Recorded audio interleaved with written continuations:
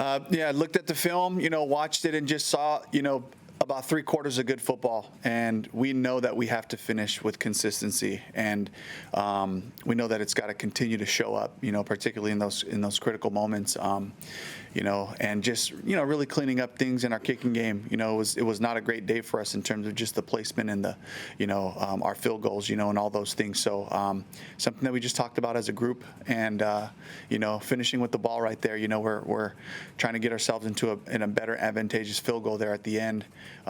Finishing on that ball, and continuing just to get us closer so we can, finish the games that way. And the players know that, and they know that we can continue to expect ourselves to play football where we're in a 2-minute or 4-minute situation at the end of these games, and to get the execution and the finish that we want to get as a group. So we all feel the same about it, and we're focused on this week and ready to get back to work. Correct me if I'm wrong, but the way that Juba attacked the hole and the way the defense reacted to it, it seemed like the entire premise of it was to knock the ball out. How much do you guys practice that during the week? It's just like that scenario. It's every play. It's every time we run the ball, every skill player that touches it, our defense, they work on attacking the ball. It's an emphasis as a group. So we expect it every down, not just in those situations. And we know those situations are critical to, lock it up and finish with it. But it's a habit thing, and that's something that we, get on top of our guys for challenging each other, because we train ourselves how to be really, really good with our lock it, our high and tight, and using that extra hand to pull it in. Are you anticipating getting Coker and JT Sanders back this week? That's the hope, yes. And so they both have a couple of big days, today and tomorrow, to evaluate where they're at, and the hope is to get them back up this week. Dave, I know this offseason you guys went very heavy on adjusting the offense and building it in your image. Defensively, it just kind of seems like the run defense can't make regular stops. What do you think the issue is there outside of just technique? Yeah, just owning our leverage. And, when you talk about the run game, it's the full group, because everyone's got a responsibility and a fit, and it works all the way across the board. And I think that when you trust that everyone's doing their job and in their gap, then you don't have to jump out of yours. Stay in your gap, own your leverage. The plays will come back to you if we all work together. And it's the discipline of play in and play out, particularly at the end where, the Bucs were committed to running the ball right there, in the fourth quarter. And that's where they started to get a lot of their breakout plays and yards, and to just keep doing the right thing, do right longer. That's been the message for our group, and that's something that we got to own. The players have been very quick to not blame the scheme as much as their individual teammates. And what are you seeing on film from the discipline standpoint that you're talking about? Yeah, just inconsistency. We just we have to have the same execution, play in and play out, and that's really what it comes down to. Dave, Sam Franklin went to the opposing locker room after the game. I know we asked about this yesterday, and you didn't have much information on it. Do you have any expanded clarity on what happened there? Just know that we talked about it. He and I, sat down this morning and just had that conversation. He'll be the first to tell you that he shouldn't do that. That it was a mistake, and we talked about just wanting to have passion, wanting to have edge, and knowing where to toe that edge, and then come back to us, celebrate with us, talk to our teammates, keep our energy going on our side. We don't have to give the opponent anything, and that's one of those things too.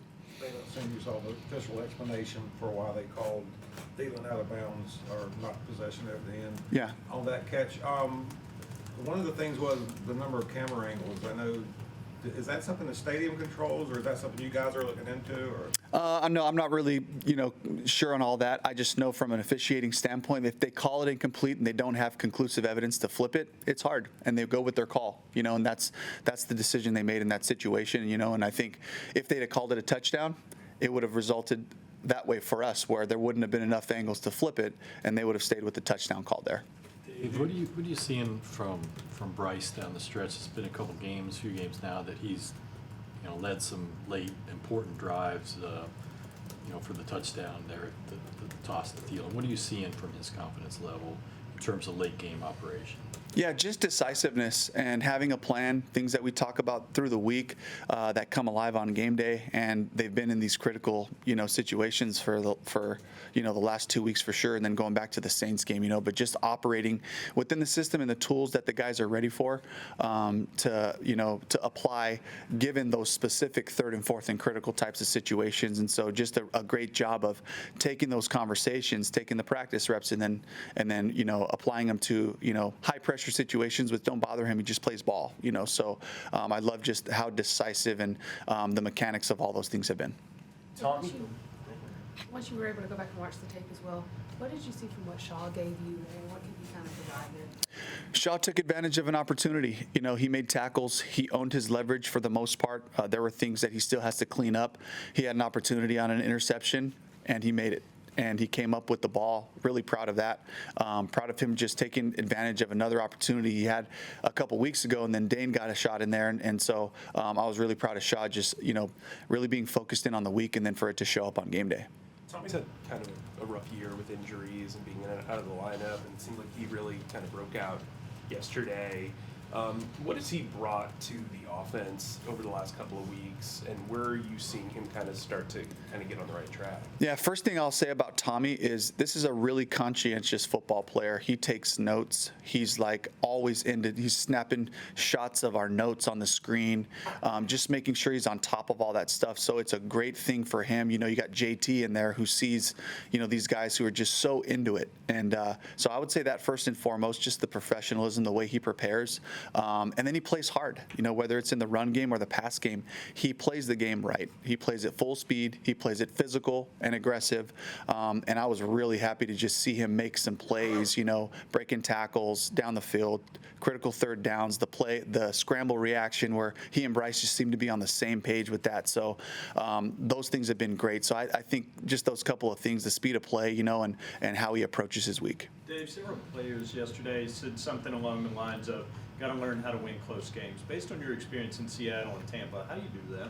Yeah, it's habits. It's the habits of finishing everything we do, and it's all week long. It's today. It's going through the film, the grades, taking the input, applying it to your week, taking care of your body early on in the week, coming off of the game. It's all these processes that you have to see through. It's a habit, and it becomes who you are. It's about practices, and it's about, finishing the drills full speed, finishing to the ball. Everybody uncovering on the offense and covering down, chasing the ball, defensively, rallying to the ball, all being there and visualizing the tackles, even though we're not going, full tackling during practice. But it's all the finish of the plays and those habits. It's the 2-minute situations we do in our walkthroughs, taking it all the way down to those critical situations, and just owning that when we're in these situations, the execution is the same, guys. You've been here. You've taken yourself to this finished process. So let's just let it happen. Let's let it come to life in games. Following up on David's question, this idea that the NFL's broadcast partners have an uneven number of cameras at each game. Did you run into that at all while you were at Seattle? And do you think there should be a standard across the league that each game has the same number of cameras and angles? I think equity is important, but again, I haven't really, dove into that fully. I just know in primetime games, there's going to be way more cameras available, just because of the nature of the coverage and all that. And so there's advantages and disadvantages to that. So it works both ways, where sometimes you may have a big play, but because of a primetime game, you have all these other angles, and it could take it away because you see exactly what's happening. So I know it can go both ways. Dave, what was your thoughts on Jonathan Brooks? How do you grade out with your watching the film? I thought it was a great step from the first week to the second in terms of his confidence. You saw him break a couple of tackles, finishing runs aggressively, some of those things. So I was really pleased with the way that he just took another step. And that's all we expect is just weekly improvement, the daily improvement, just dialing yourself into the protection plan, the runs, how we're trying to press the runs and those things like that. So another great step for Jonathan. Kind of building off of that, I know he's only played a couple of weeks. You talked early on with this rookie class about being willing to take your lumps so you see it pay off down the road. Have you started to see that turn for some of these guys? It's been happening, yeah. It's been happening for weeks now. Guys that just have been, thrown out there to play that we're counting on with Xavier, with with Coker, with Trevin on the other side, and Shaw coming in and getting another chance, so we're seeing these things pay dividends down the road as we continue to play and they keep stacking more football. Any concern with the number of drop passes? No concern. Just guys that we're counting on. And that's. I think it's really important as coaches that we just, extend confidence in these guys to say, hey, we're going to come back to you. And whether it's the pass game, whether it's Eddie, and just like Eddie, we're going to be in these situations game. We know you'll nail it. He's been so consistent. Let's just be you, be who you are. So we count on those guys to just show back up and continue to make plays. Any commonality in the red zone struggles there that you feel like you really need to focus on? I think it's just a matter of chemistry. I think it's time on task, some near misses for 2 weeks. So these are certainly things that we have to just hone in on throughout the week as we're looking at it and make sure that we're on the exact same page. When you talk about red zone passes, these are landmark throws. They're going to spots. You're throwing to spots. You're throwing to areas within these concepts. And those are the things that we have to just continue to improve on. I think when you came here, you said that you tried to take a blank slate with just about everybody who was here. Yeah. What was kind of your early impressions of Eddie, and how have those changed, if they have at all, over the course of these 11, 12 games? Yeah, I think just taking in consideration his process, the way he approaches every kick, and just the consistency of it. I think that's a trait of all the kickers, or that I've been around.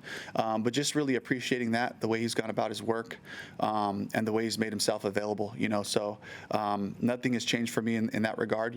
Is just continue to take your approach and trust the fact that your process will lead to good success. Made himself available how?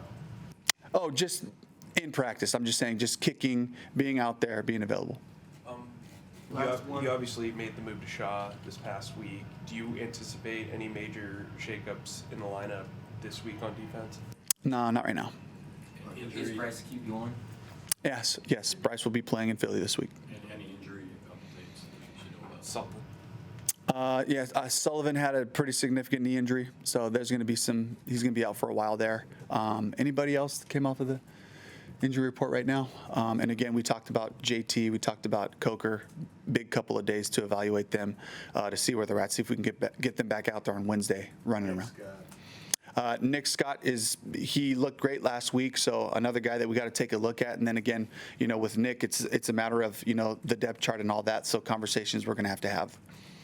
Thanks, Coach. Thank you. Mm-hmm. All right, thank you.